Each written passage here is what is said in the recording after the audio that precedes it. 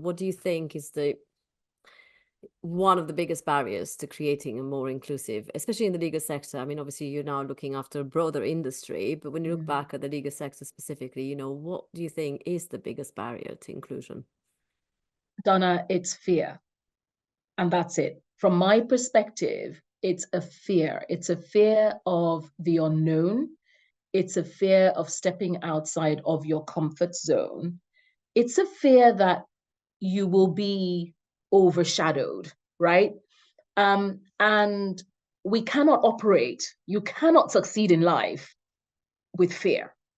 And so when you take a step back away from all of the metrics and the algorithms and measurements that have been thrown into diversity, equity, and inclusion, and you actually peel away at this issue, it boils down to the human psychology of fear.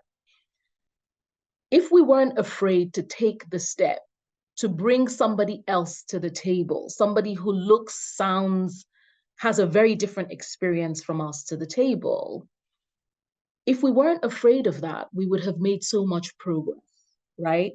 In talking about the benefits of being a truly inclusive operation, right?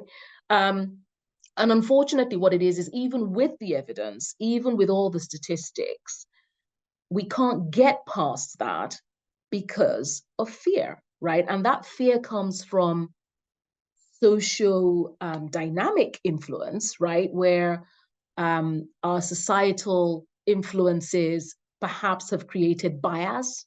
It also comes from, I suppose to some extent, media influence. It is the portrayal of a certain image, a woman who is powerful being, or who is confident being bossy. It's little things that go a very long way to feed the fear. And I think until we as humans are willing to conquer fear and to rise above it and to not let fear stand in the way of our dreams, then we will continue to have this barrier.